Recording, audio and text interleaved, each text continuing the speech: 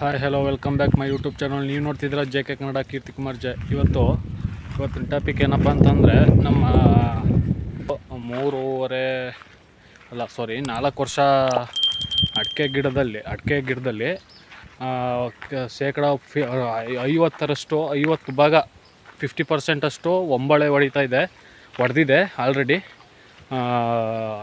ಇದಕ್ಕೆ ಏನೇನು ಪ್ರಮುಖ ಅಂಶಗಳು ಅಳವಡಿಸ್ಕೊಂಡಲ್ಲಿ ತಿಳಿಸ್ಕೊಡ್ತೀನಿ ಸ್ನೇಹಿತರೆ. ಹಂಗೆ ಈ ವಿಡಿಯೋನ ಪೂರ್ತಿ ನೋಡಿ, ಸ್ಕ್ರಿಪ್ಟ್ ಮಾಡಬೇಡಿ.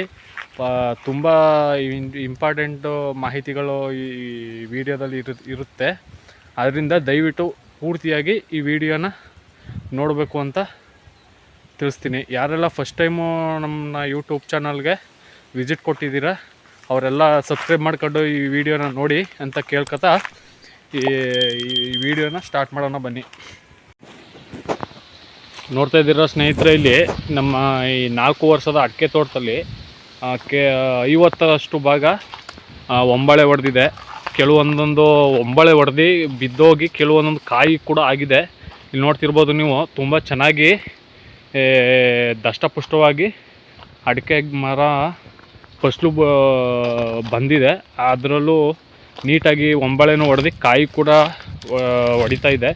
ನೋಡ್ತಾ ಇರ್ಬೋದು ನೀವು, ಅಲ್ಲಿ ನೋಡಿ ಆವಾಗಲೇ ಒಂದೊಂದು ಕಾಯಿಗಳು ಬರೋಕ್ಕೆ ಸ್ಟಾರ್ಟ್ ಆಗ್ತಾ ಇದೆ.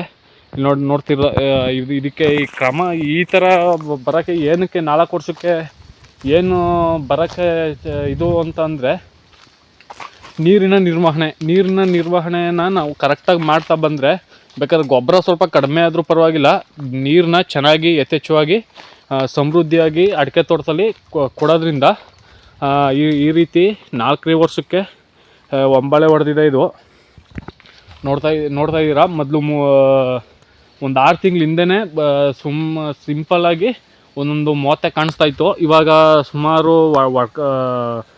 ಎಲ್ಲ ಒಂಬಳೆ ಹೊಡೆದಿದೆ. ಇಲ್ಲಿ ನೋಡ್ತಾ ಇರ್ಬೋದು, ತುಂಬ ಚೆನ್ನಾಗಿ ತೋಟ ಕಂಡು ಬಂದಿದೆ.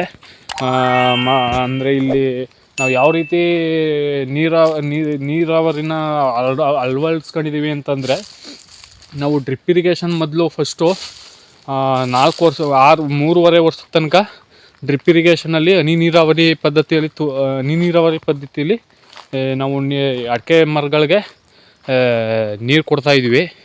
ಇವಾಗ ನಾವು 6 ತಿಂಗಳಾದಮೇಲೆ ಈ ಒಂಬಳೆ ಹೊಡೆದ ನಂತರ ಈಗ ನಾವು ತಂದು ಸ್ಪ್ರಿಂಕ್ಲರ್ ಸಿಸ್ಟಮ್ನ ಅಳವಡಿಸ್ಕೊಂಡಿದ್ದೀವಿ. ಇದಕ್ಕೆ ಏನೇನು ಆರೈಕೆ ಮಾಡಿದ್ದೀವಿ ಅಂತಂದರೆ, ನಾವು 3.5 ವರ್ಷದ ತನಕ ಹೆಚ್ಚು ಕಡಿಮೆ ಮೊನ್ನೆ 4 ವರ್ಷದ ತನಕನೂ ಉಳುಮೆ ಮಾಡಿರಲಿಲ್ಲ. ಈ ತೋಟ ತುಂಬ ಸುಮ್ಮನೆ ಸೆತ್ತನೇ ಇತ್ತು. ಕಳೆದ ಮೊದಲನೇ ವಿಡಿಯೋ ನಾವು ಮಾಡಿದ್ದೆ, 3.5 ವರ್ಷಕ್ಕೆ ಅಡಿಕೆ ಒಂಬಳೆ ಹೊಡೆದಿದೆ ಅಂತ ಒಂದು ವಿಡಿಯೋ ಮಾಡಿದ್ದೆ. ಅದು ತುಂಬ ಪಾಪ್ಯುಲರ್ ಆಗಿ ವಿಡಿಯೋ ಚೆನ್ನಾಗಿ ಓಡ್ತು. ಆ ವಿಡಿಯೋದಲ್ಲಿ ನೀವು ನೋಡ್ಬೋದು. ದಯವಿಟ್ಟು ಆ ವಿಡಿಯೋ ನೋಡಿಲ್ಲ ಅಂತಂದರೆ ನನ್ನ ಯೂಟ್ಯೂಬ್ ಇದರಲ್ಲಿ ಪ್ಲೇಲಿಸ್ಟಲ್ಲಿದೆ, ದಯವಿಟ್ಟು ಹೋಗಿ ಆ ವಿಡಿಯೋನ ವೀಕ್ಷಣೆ ಮಾಡಿ. ಆ ವಿಡಿಯೋದಲ್ಲಿ ನಿಮ್ಗೆ ಹೇಳಿದ್ದೆ, ನಾನು 3.5 ವರ್ಷದ ತನಕ ಒಂದು ಸ್ವಲ್ಪನೂ ನಾವು ಉಳುಮೆನೇ ಮಾಡಿರಲಿಲ್ಲ. ಒಂದು ಟ್ಯಾಕ್ಟ್ರು ಕೂಡ ಒಳಗಡೆನೂ ಬಿಟ್ಕೊಂಡಿರಲಿಲ್ಲ. ಇವಾಗ ನಾವು ರೀಸೆಂಟಾಗಿ ಕಳೆದ ಒಂದು 2-3 ತಿಂಗಳ ಹಿಂದೆ ನಾವು ಉಳುಮೆ ಮಾಡಿದ್ವಿ. ಇವಾಗ ರೀಸೆಂಟಾಗಿ ಮೊನ್ನೆ ಒಂದು ಸ್ವಲ್ಪ ಅರ್ಧ ಉತ್ಬಿಟ್ಟು ಹೋಗಿದ್ದೀವಿ. ಇನ್ನೂ ಸ್ವಲ್ಪ ಅರ್ಧ ಭಾಗ ಇದೆ. ಯಾಕೆ ಅಂತಂದರೆ ನಮ್ಮದೇ ಸ್ವಂತ ಟ್ಯಾಕ್ಟ್ರ್ ಇರೋದ್ರಿಂದ ನಾವು ಬೇರೆ ಟ್ಯಾಕ್ಟ್ರುಗಳನ್ನ ನಂಬ್ಕೊಳ್ಳೋ ಪರಿಸ್ಥಿತಿ ಇಲ್ಲ. ನಮ್ಮದೇ ಇದೆ. ಲೈಟಾಗಿ ಒಂದೊಂದೇ ಇಂಚಲ್ಲಿ ಉಳುಮೆ ಮಾಡ್ಕೊತೀವಿ. ನೀವು ನೋಡ್ತಾ ಇದ್ದೀರ, ಕೆಲವೊಂದೊಂದು ತುಂಬಾ ಚೆನ್ನಾಗಿ ಒಂಬಳೆ ಹೊಡೆದು ಹೂ ಕಾಯೆಲ್ಲ ಬಿಟ್ಟಿದೆ. ಇವಾಗ ಎಷ್ಟೋ ಒಂದು 40ರಷ್ಟು ಭಾಗ ಒಂಬಳೆ ಹೊಡೆದೈತೆ. ಯಾಕೆ ಅಂತಂದರೆ, ಇದಕ್ಕೆ 5 ವರ್ಷದ ನಂತರ ಇದು ಚೆನ್ನಾಗಿ ಈಲ್ಡಿಂಗ್ ನಿಂತ್ಕೊಳ್ಳುತ್ತೆ ಅಂತ ಕಾಣಿಸುತ್ತೆ. ಇವಾಗ ಸಿಂಪಲ್ಲಾಗಿ 4 ವರ್ಷಕ್ಕೆ ಇವಾಗ ಚೆನ್ನಾಗಿ ಈಲ್ಡಿಂಗ್ ಹೊಡೆದಿದೆ. ನೋಡಿ, ಅಲ್ಲಿ ಒಂದು ಅಡಿಕೆ ಮರದಲ್ಲಿ ಎಷ್ಟು ಚೆನ್ನಾಗಿ ಕಾಯಿಗಳು ಕಚ್ಚಿದೆ ಅಂತಂದರೆ ತೋರಿಸ್ತೀನಿ ಸ್ನೇಹಿತರೆ. ನೋಡ್ತಾ ಇದ್ದೀರ, ಇಲ್ಲಿ ನೋಡಿ ಎಷ್ಟು ಚೆನ್ನಾಗಿ ಬಂದೈತೆ ಅಂತಂದರೆ, ತುಂಬಾ ಉತ್ಕೃಷ್ಟವಾಗಿ ಈ ಹೂವೆಲ್ಲ ಎಷ್ಟು ಹೂವು ಬಿಟ್ಟಿತ್ತು ಅರ್ಧ ಕಾಲು ಭಾಗ ಉದ್ರಿ ಇನ್ನು ಮಿಕ್ಕಿದ್ದೆಲ್ಲ ಕಾಯಿ ಆಗಿ ಅರ್ಲಾಗಿ ಕಚ್ಚಿದೆ. ಆಮೇಲೆ ಇಲ್ಲಿ ನೋಡ್ತಿರ್ಬೋದು ಇವಾಗ ನೀವು 2 ಒಂಬಳೆ ಹೊಡೆದಿದೆ, ಇನ್ನೂ ಒಂದೆರಡು ಗಬ್ಬ ಆಗಿದೆ. ಇಲ್ಲಿ ನೋಡ್ತಿರ್ಬೋದು ಎಷ್ಟು ಚೆನ್ನಾಗಿ ಗಬ್ಬ ಕಟ್ಟಿದೆ ಅಂತ ನೋಡ್ತಾ ಇರ್ಬೋದು ಈ ವಿಡಿಯೋದಲ್ಲಿ ನೀವು.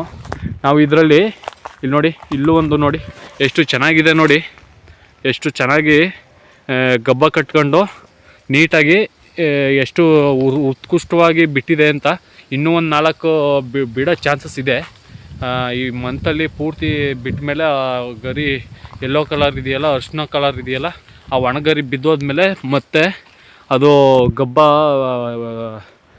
ಒಂಬಳೆ ಹೊಡೆಯೋ ಚಾನ್ಸಸ್ ಇದೆ. ಆಮೇಲೆ ನಾವು ಗೊಬ್ಬರದ ನಿರ್ವಹಣೆ ಏನಪ್ಪ ಮಾಡಿದ್ವಿ ಅಂತಂದರೆ, ಒಂದು ಸಲ ಆರ್ಗ್ಯಾನಿಕ್ ಅಂತ ಒಂದು ಟ್ಯಾನಿಕ್ ಬರುತ್ತೆ, ಇದು ಯಾವುದಪ್ಪ ಅದು ನೆಟ್ಸ್ ಆಫ್ ಕಂಪ್ನಿದು.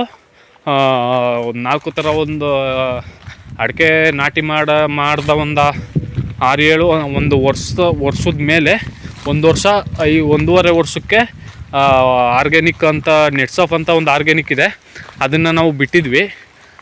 ಅದು ಬಿಟ್ಟರೆ ಇನ್ನೇನು ಮಾಡಿರಲಿಲ್ಲ. ಅದನ್ನ 3 ವರ್ಷಕ್ಕೆ ಕೊಟ್ಟಿಗೆ ಗೊಬ್ಬರ, ದನಿನ ಗೊಬ್ಬರ ಹೆಚ್ಚು ಕಮ್ಮಿ 6 ಟ್ಯಾಕ್ಟ್ರು ದನಿನ ಗೊಬ್ಬರ ತಂದು ಹಾಕಿದ್ವಿ. ಅದು ಹಾಕಿದ್ಮೇಲೆ ನಾವು ಇದುವರೆಗೂ ಒಂದು ಕಾಳು ಗೊಬ್ಬರ ಸೋಗಿಸಿಲ್ಲ.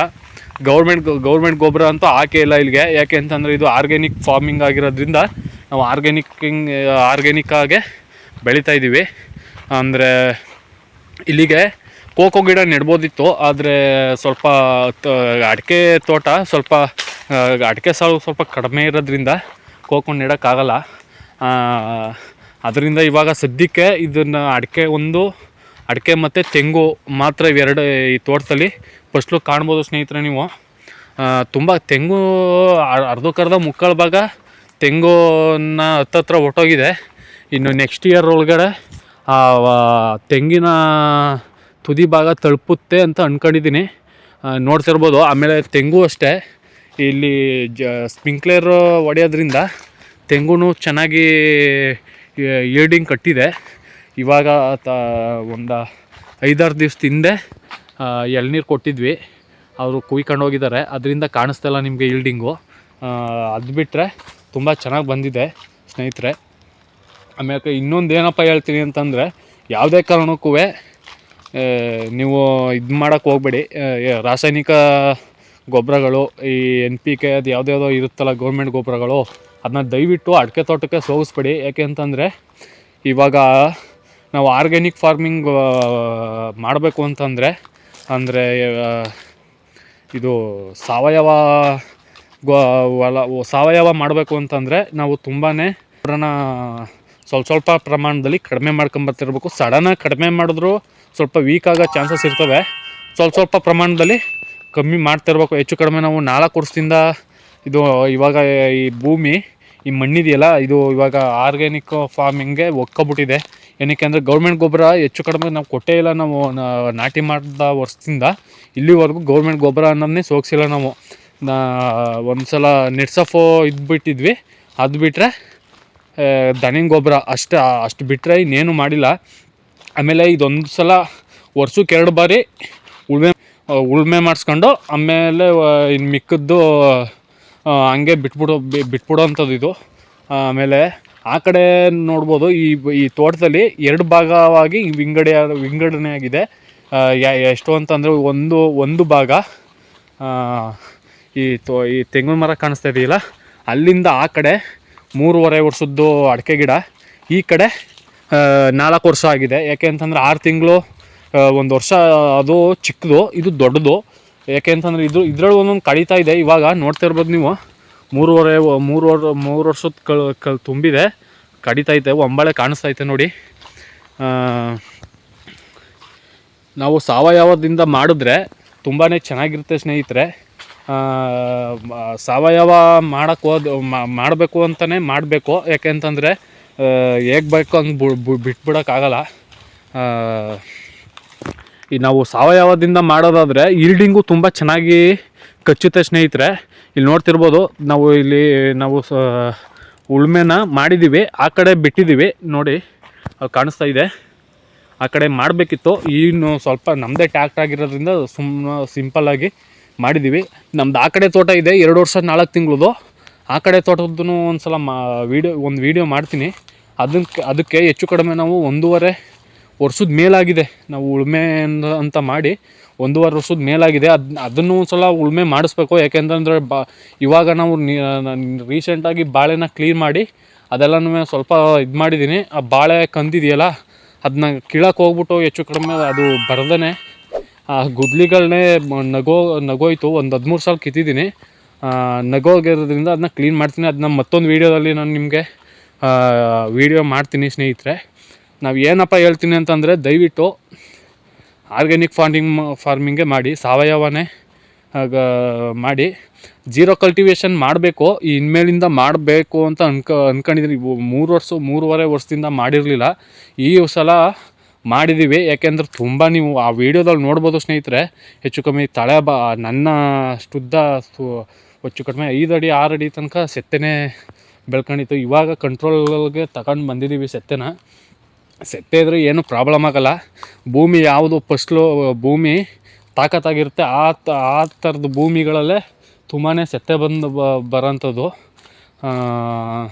ಅಂತ ಹೇಳ್ತಾ ಈ ವಿಡಿಯೋನ ಇಲ್ಲಿಗೆ ಎಂಡ್ ಮಾಡ್ತಿದ್ದೀನಿ ಸ್ನೇಹಿತರೆ. ಈ ವಿಡಿಯೋ ಇಷ್ಟ ಆಗಿದ್ದರೆ ಶೇರ್ ಮಾಡಿ, ಕಮೆಂಟ್ ಮಾಡಿ ಅಂತ ಆಮೇಲೆ ಸಬ್ಸ್ಕ್ರೈಬ್ ಆಗೋದನ್ನ ಮರಿಬೇಡಿ. Thank you for watching.